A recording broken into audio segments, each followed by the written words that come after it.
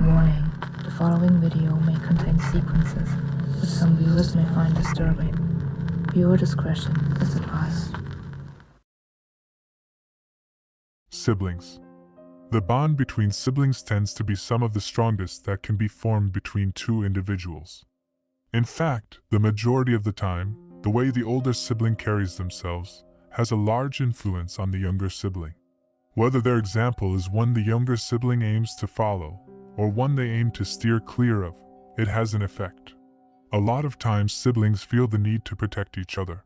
One would often find a big brother standing up for his little sister, or a big sister helping out her little brother in schoolwork, or something of that nature. It's a natural reaction. Even more so when your sibling happens to be disabled in some way. That urge to protect typically becomes magnified. However, this was not the case when Claude Henderson, aged 14, killed his disabled older sister Kayla Dezaray when she was 18 years old.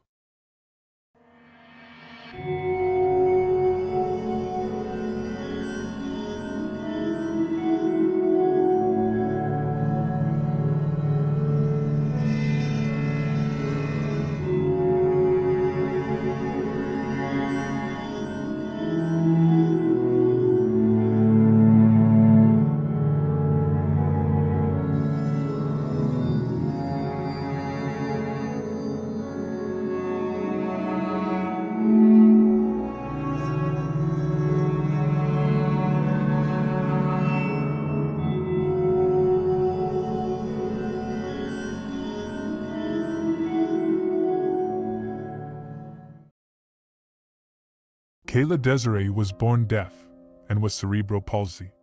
No one had anything negative to say about her. She was a fighter. Though born with her disabilities, she never let them hold her down. Her mother stated that whenever you told her she couldn't, she would prove you wrong. For example, though born deaf, she got cochlear implants and was able to hear. A cochlear implant is an electronic device used to stimulate the cochlear nerve, which is the nerve used for hearing. With this, many deaf people and people hard of hearing have been able to enjoy the sense of hearing a lot of us take for granted. As stated earlier, she was born with cerebral palsy, and she was told that she would never walk, but she did. She had a job. She worked at American Eagle, and her co-workers would describe her as a ray of sunshine. She even found a boyfriend, and was happy with him. She overcame a lot of difficulties in her life. Though disabled, she just kept on going.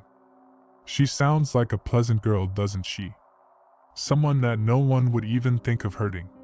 No one, except her 14-year-old brother. On November 11, 2017, Claude Henderson, Kayla's younger brother, gruesomely murdered his sister. He didn't even bother to show her some dignity. He disposed of her body near a dumpster. His own sister. What happened? When her body was found, there were severe lacerations to her neck. Her neck also had a canvas belt wrapped around it. In the investigation that followed her death, it was revealed that the death had happened inside the family's home. They also recovered the murder weapons. Along with the belt wrapped around her neck, they found 3 knives and a box cutter. The police then started conducting interviews, trying to find out just what happened. They didn't have to search far from home, since as stated, Claude, her younger brother, was the culprit. And he admitted to it. He was charged with first-degree murder initially. Initially? You see, inasmuch as Claude was clearly guilty, and he admitted to it, when charged with first-degree murder, the state would have to prove that the act was premeditated and deliberate beyond a shadow of a doubt. This is where things get a bit controversial. Claude was being sentenced at the age of 17, which is 3 years after him killing his sister. His age is very important here. He committed the crime when he was 14 years old. Now, for us to fully understand the next part of this case, we need to understand the brain development of a teenager. Between the ages 12 to 18, this is around the time children start to think in a more complex way. Reasoning from known principles, considering points of view, abstract thinking, these are all things that children within this age range develop. But there is also something else that happens in this time for males in particular. Puberty. We all know what happens during puberty, but one of the most distinct signs of puberty is mood swings. During this time, you tend to feel emotions more deeply. One moment you're happy, another you're really upset, and the like. Now it isn't a secret that teens in most cases are very immature. Their ability to form sensible and rational decisions in most cases haven't properly developed yet. That being said, let's now continue. Claude was subjected to a forensic psychiatric evaluation. This is basically a mental evaluation to diagnose problems with memory, thought processes, and behaviors, but is more tailored toward the aiding of the legal system. After the evaluation, there was doubt as to whether he was developed enough to commit those acts intentionally. Therefore, he was charged with second-degree murder, which does not require proof that the crime was premeditated and deliberate. He was sentenced to 16 to 20 years in the custody of North Carolina Department of Adult Corrections. Now, with a case like this, there's a lot of room for speculation, and many will disagree with this verdict. After all, murdering someone is not something that someone does accidentally. He did it with knives, a box cutter, and tied a belt around her neck. That in itself alone shows that this wasn't some spur-of-the-moment act. Besides that, judging by what everyone says about her, it's hard to imagine that she did anything to provoke Claude. According to Kayla's boyfriend, Charles Lyman, Claude seemed like a regular kid. Remember, in the beginning we stated that most times, when a sibling is disabled, there tends to be the urge to protect the disabled sibling. Well, what happens when the urge, the sibling that is not disabled feels, is within the minority? Most times you get jealousy. One might think, jealousy? What is there to be jealous about? She's disabled. But that's just it. Most times when someone is disabled, they get more attention than others. Sometimes positive attention, other times negative.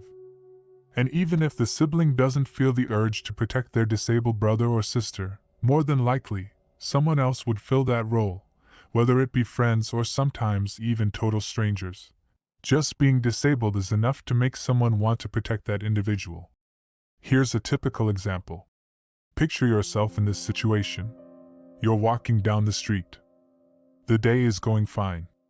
You're thinking of whatever activities you have to get done that day.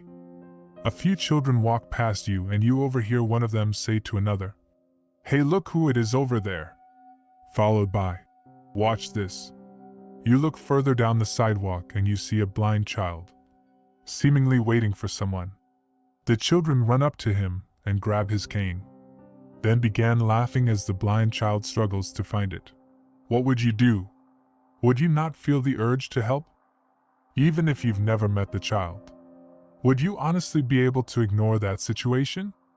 Granted, some might not end up helping the child, but a scene like that would stir up some kind of emotion within you. Why?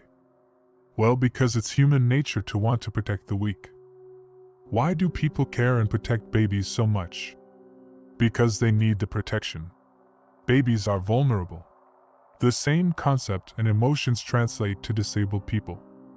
One may say, okay, but what does this have to do with jealousy? When growing up, sometimes teens' social needs are heightened. They feel the need to have attention shown to them. And typically, when someone is disabled within the family, the attention goes to the disabled family member more so than the one that isn't disabled. This can cause envy and jealousy to form within the child. And if those negative feelings are not sorted out immediately, they begin to fester. You begin to feel them more strongly, and eventually, it will lead you to action. A lot of times these actions are not violent but lean towards negative interactions between the individuals in question. You would find the non-disabled person lashing out at the disabled person, or saying words meant to hurt the disabled one, possibly drawing attention to the disability the individual suffers with, or just being plain insensitive and completely out of line. But there are also times these feelings cause one to act out violently, causing one that should be protecting you to physically abuse you. And sadly, at times the feelings are so strong, one would want to get rid of what's causing them to feel that way. meaning they would try to get rid of the disabled person. Is it not possible that these were the feelings that Claude felt? No one had anything negative to say about Kayla.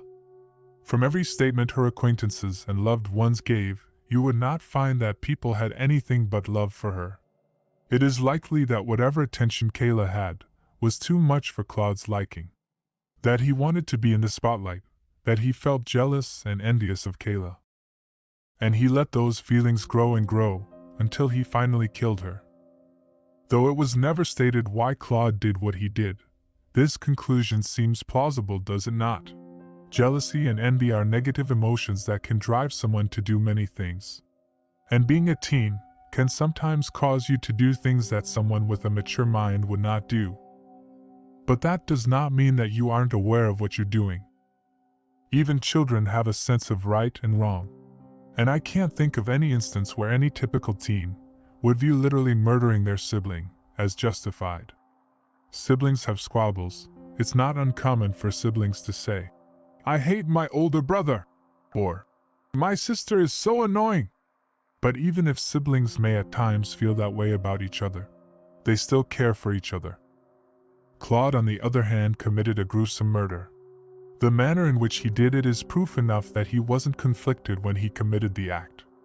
That he wanted to do it. So why was the charge lowered to second-degree murder? Well, as stated earlier, the evidence of premeditation needs to be without a shadow of a doubt. If there's anything that might cause suspicion as to whether he was deliberate or not, first degree cannot be the charge. And since Claude at the time was 14, it was very easy to just say he wasn't aware of his actions or he was immature. Again, his reasons were never shared with the public. But if one were to guess, this would seem very plausible. It's very sad how this entire situation unfolded. Kayla was clearly loved by many, and the way she continued going on in life was inspirational to those around her. It is sad Claude couldn't view her in that manner, and opted to kill her, rather than protect and learn from her determination and will to never let her disabilities hold her down. It's unfortunate, but sometimes those who want to hurt you aren't those that you don't know, but are those who you should be able to trust.